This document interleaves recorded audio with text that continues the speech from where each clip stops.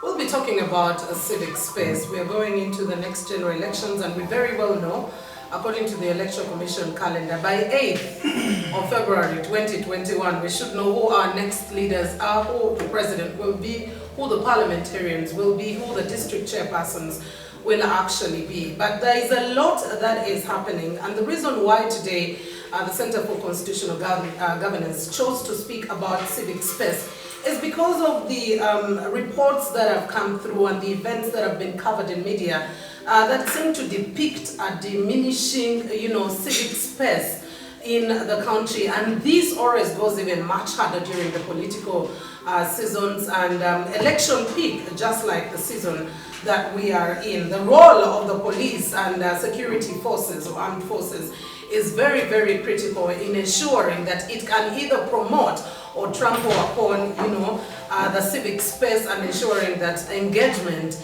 is either attained or not attained at whatever level.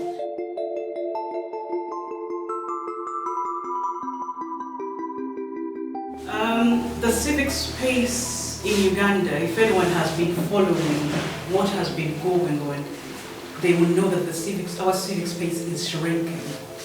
It is shrinking not only in terms of the increased militarization of civic spaces, but also the systematic or the institutionalization of curbing down or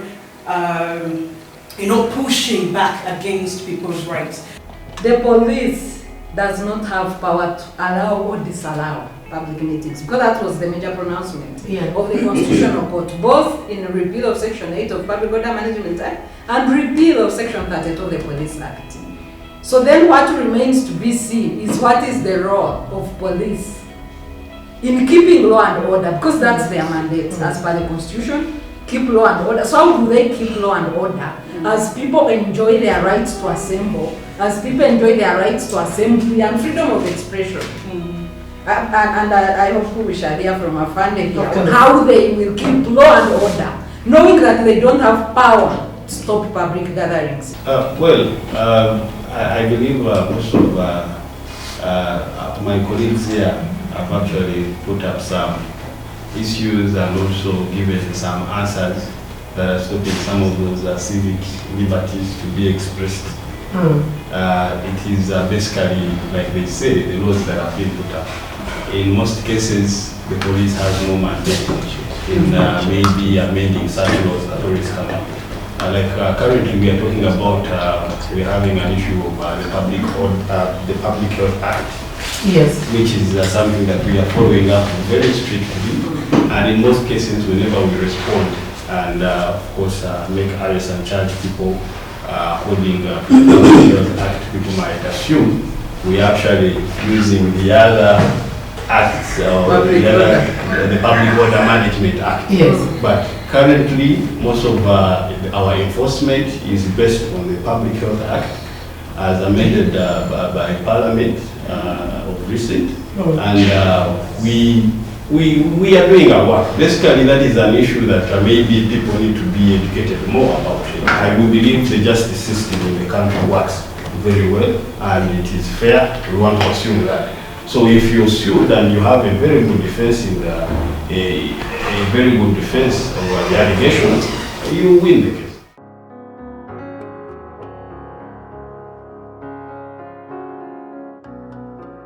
First of all, I think I should say that I have not yet bought into the idea of the hybrid elections, and I think all Ugandans should sit back and interrogate this idea, the constitutionality of it. And I think by us even not to negate the importance of cybersecurity, but for us to be discussing issues of media, of social media, and hate speech. First of all, it is like we are validating the whole idea of scientific elections, of which the constitutionality is already questionable. The Constitution provides for grounds where an election is being held under not normal election, not under not normal circumstances. Yes. And the remedies are, you do not find that scientific elections. So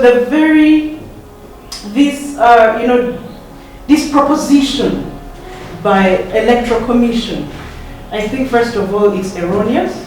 And even before we discuss issues of safety, which is an issue, we should first of all talk about the constitutionality of scientific elections. Ugandans need to be educated about the need for civility in public discourse and the like.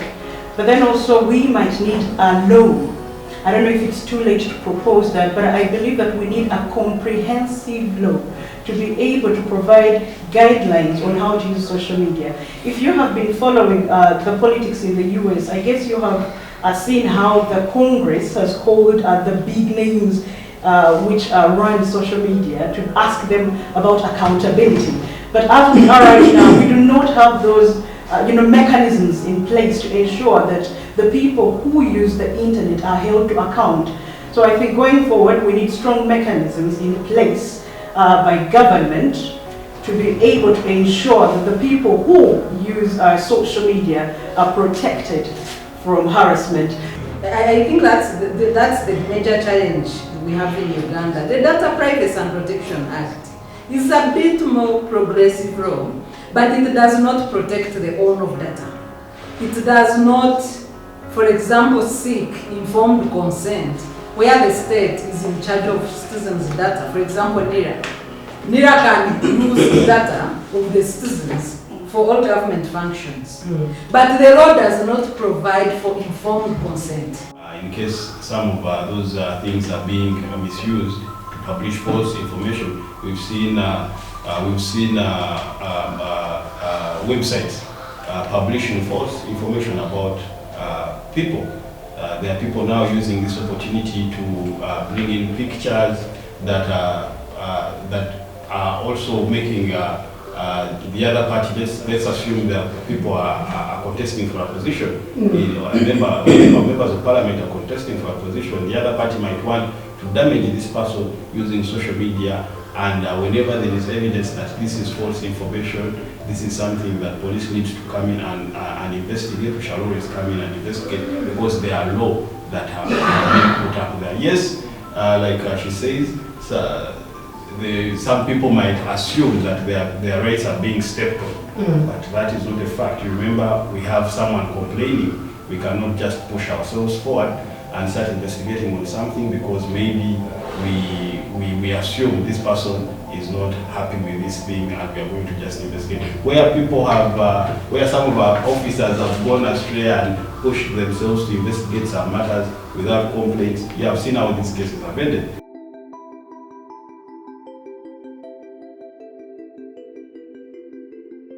My view is that whereas police intervenes in good faith, we have seen a tendency where police is more vigilant on the opposition side, while safeguarding or fearing to tamper with the ruling party members. Even this has been seen in COVID.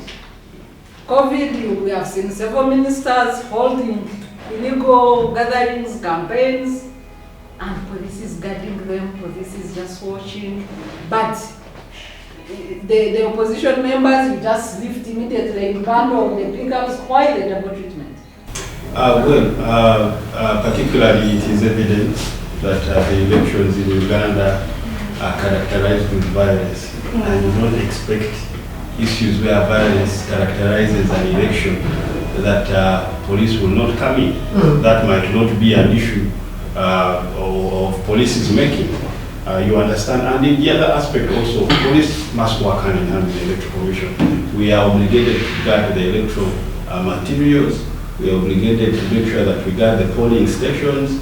We must appoint a polling constable at every polling station.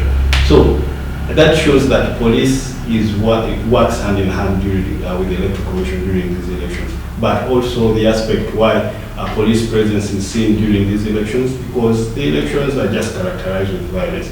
The common man's understanding is that you undergo different trainings. Yeah. Whereas police training is to keep law and order, Yes. and you are more on the side of civilians. We understand the army to be trained to defend Uganda and Ugandans from the enemy. One would ask, this is just a protest. Why would someone want to bring in the UPDF? And Article 29 provides the rights to protest.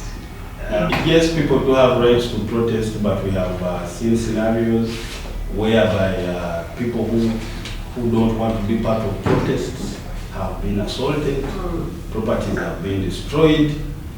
So a peaceful protest later on turns into a violent protest. Okay. And that is something security will not allow. It comes back to us into the issue of protecting people's lives and property. We have to make sure that we are on the ground. People always call in and say, they are destroying my property. The idea of a protest is good, but what might come after the protest is what we majorly look into.